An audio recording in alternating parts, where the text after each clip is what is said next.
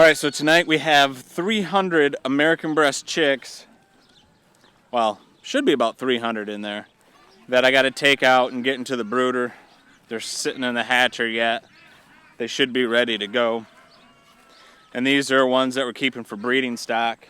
We got to punch out the webbing on their feet to mark which breeding group they came out of so we can keep that straight. And I also have a surprise that I picked up. It's been something that I've been wanting to do for a while. Liddy's actually the one that brought it up. It was her idea, and I think it's a great idea to try out.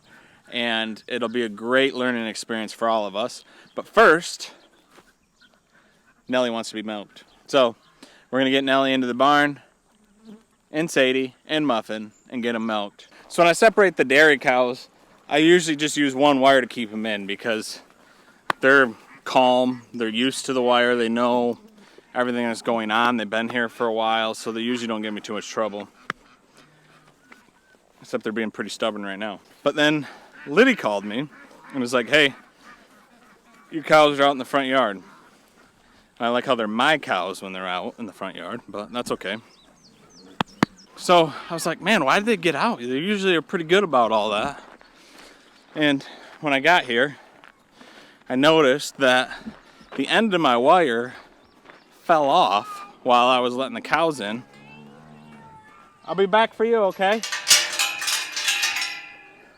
The end of my wire fell off while I was getting the cows in, and I pulled it tight, which pulled it tight to the next post. So there was a 4 or 5 foot gap, and they just walked right out. So it wasn't that they were being naughty, they just found a break in the system. All right, I got the cows locked in the barn, away from the calves. It's always a pain in the butt running them in past where the calves are. Calf shearing in general is a pain in the butt, and that's why I get a little irritated when I see a lot of these bigger dairies. Ready, Asa? Asa likes to hide up here. He loves cows, but not that close.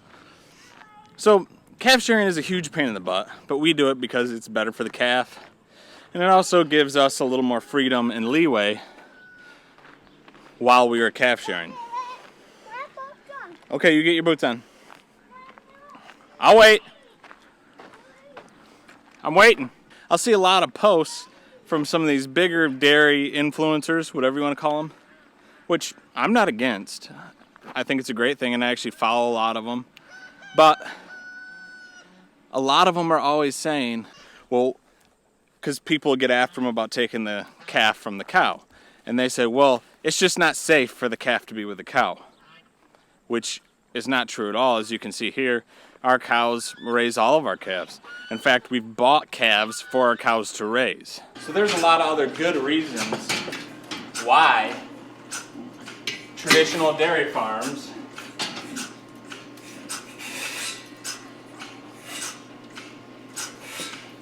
take the calves away from the cows. Number one would be time. It's a lot of work to separate the cows and the calves from each other so that way you can get some milk from the cow by doing calf shearing like what we do. It takes a lot of work, a lot of time. Number two is there's a lot of diseases that can be passed from the cow to the calf through their milk. So a lot of the times the reason they feed milk replacer is to avoid that. And number three is they're trying to sell a product, and that product is milk. So if they let the cow feed its calf, well, that's less product that they have to sell. So there's a lot of things that they could argue, but they immediately go to, well, it's just not safe for the cow to be with the calf. And that's just not true. Granted, no, it's probably not safe for the cow and the calf to be together in a freestall barn. I'll give you that, but they leave that part out. And mind you, there's a lot of things they could say about me and my practices that aren't perfect. Like, my cows don't always have amazing shade. There's times where they're too hot. They're out in a pasture in the sun, and it's 95 degrees out. That's less milk production, that's stress on the animal. I don't have an excuse for that. I really don't. I need to have a better shade shelter, but even with a really nice shade shelter, they still don't have the fans and everything like you would in a freestall barn. But my point is, I'm not making up an excuse for that. It is what it is. They're getting vitamin D. I can name a lot of other benefits to them being out on the grass that I believe weighs out the fact that they get too hot. So again, I don't have anything against these people that are saying this. It's just, don't say it's not safe for the calf, because it is. Cows have raised calves for a lot of years, and they still raise calves. Enough of that. This video is about chickens, but we do have to get these cows milked. Do you want to tell our friends what you did the last 3 days? I golfed. Learned how to golf, and then I got the first trophy. You got a trophy for learning how to golf? Yeah. That's cool. And I get to clean it with a baby wipe. Yeah. Well, what did you learn at golf? That you have to go slow and straight. Slow and straight, huh? No, low, slow and straight. Oh, low, slow, and straight? Yeah, it was with the putts. Oh, with the putts? Yeah. That's cool. And you did driving the other day too, right? Yeah. What's driving? Is that with a big one? A big club? Yeah. You hit the ball really far? Yeah, it's actually called the driver. Oh, it's called the driver? Yeah, Oh, very not nice. the driving, the driver. Oh. So did you like golf? Yeah. That's good. You want to do some more sometime? Well, I learned about the iron. The iron is the same as the regular clubs. And you know why they call it the iron at this class? Why? Because it's made out of iron. Iron? Yeah. Yeah. See, because we asked you if you wanted to play t-ball, and you said no. And then we said, well, what do you want to try? And you said golf, right? Yeah. Yeah. And golf is easy. You just have to swing the ball. That's what you were going for, is easy? Yeah. Okay. Me and Mom like to let you try new things, even if it is different than from what all the other kids are doing. I think golf was a good one. Is there another thing you want to try? Well, We talked about doing horseback riding. No? You get a little nervous about that, don't you? Yeah. Big Goku. When you want them to go crazy like No, they don't. Yes, they do. They just go. I think you've been watching too much bronc riding. They watch bull riding There's nice horses. We know people that have nice horses that could give you horseback riding lessons. You can do a couple days, see if you like it. He said, You can do a couple days and see if you like it. Do you want to do another golf lesson in a few months? yeah. Okay. I just gotta do bowling lessons. You want to do bowling lessons? Yeah.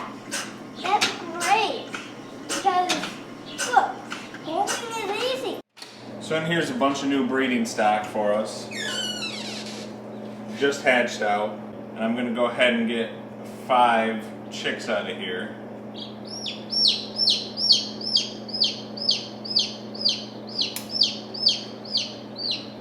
I'm going to toe punch them.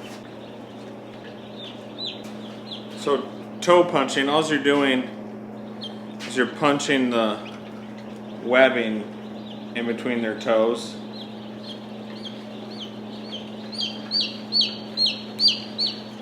You just gotta make sure that little piece of skin is off. Otherwise it can heal back up. But then that gives them a permanent mark that obviously means something to you. So I do, group 1 would be here, group 2 would be here, group 3 would be there.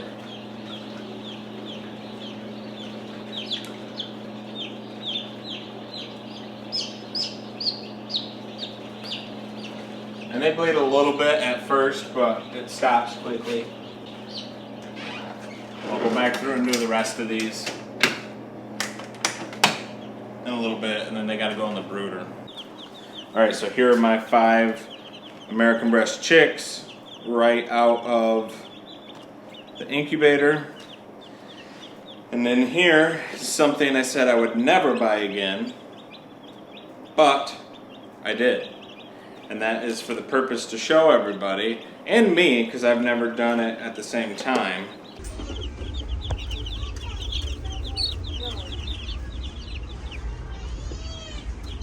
But these are 5 Cornish Cross chicks.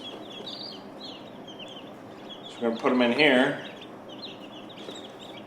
and see that they really don't look too much different from the start. Now, my plan here is to weigh them and visually look at them, make a video update once a week. I was going to weigh them right now, but I don't think that's a good idea because these Cornish Cross chicks, they're the same age as these American Bresse chicks, but the Cornish Cross ones have been eating all day. The American Bresse don't have any food in their system. So I'm gonna put them together and weigh them tomorrow. So it'll be every Friday that I weigh them and track how they are growing. And I think that's a pretty fair way to do it, because right now your American Bresse are gonna show really small without any food in their system compared to the Cornish Cross. So I think this is going to be a pretty fun experiment to raise 5 American Bresse side by side with 5 Cornish Cross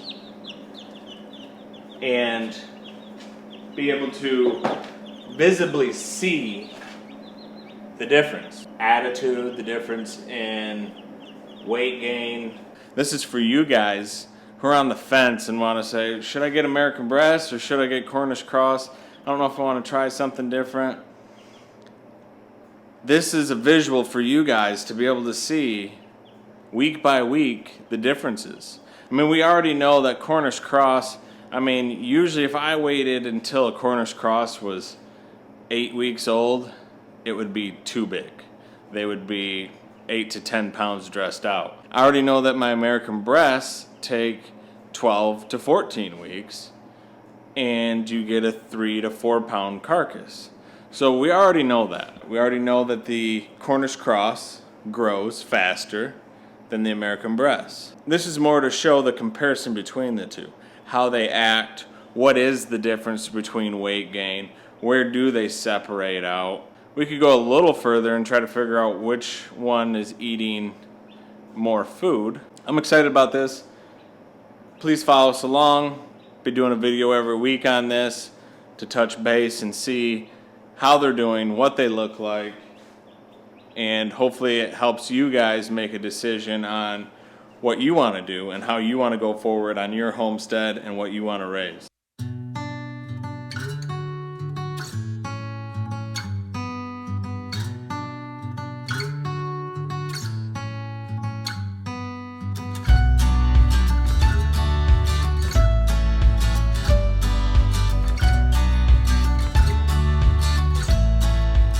It's the next day, and now the American Bresse chicks have had time to eat and drink.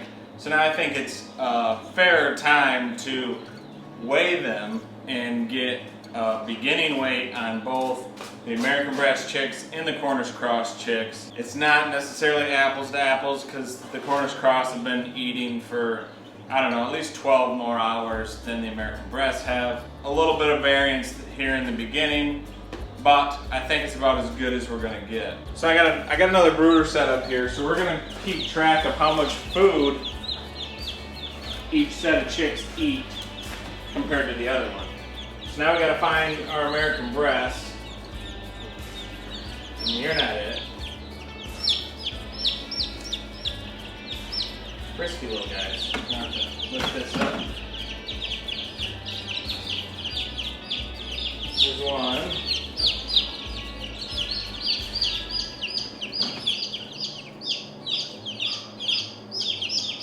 This is one where the hole punch is almost peeled back. 2. He just jump out. He did.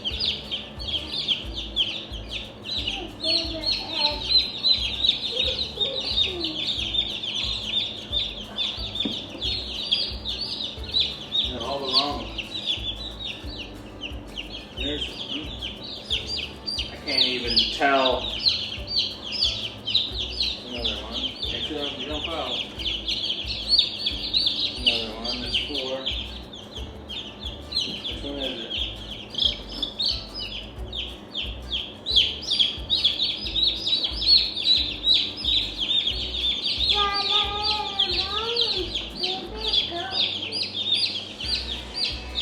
There it is. 5. Okay. So we got our 5 American Bresse chicks. Our scale is still zeroed out. Put them on there. So 5 American Bresse chicks, day old, we'll say, 214 grams. So now we're going to go ahead and put them in their own brooder. What? This is bad news, I'm afraid. The cat escaped from his end. There's a... So we're still zeroed out. And these are the Cornish Cross, 5 Cornish Cross chicks, day old, 266 grams.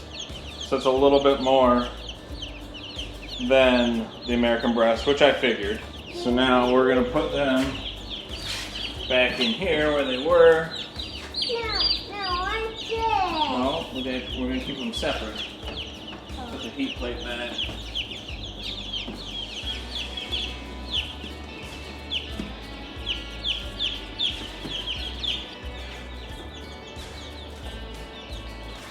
Alright, so we're going to tear this out. I'm going to switch it to pounds.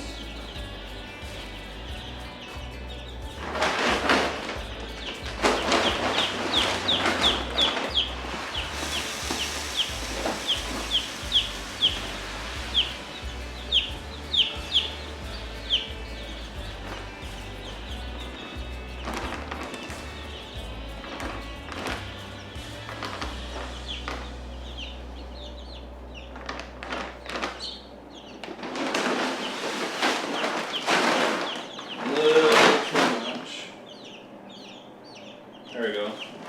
So that's 5 pounds of food going to the Cornish Cross.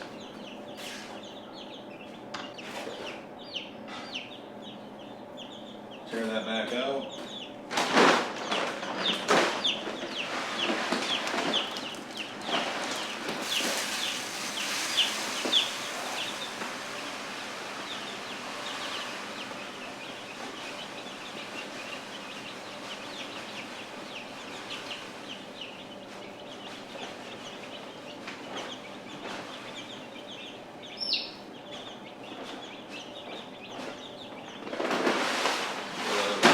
Again.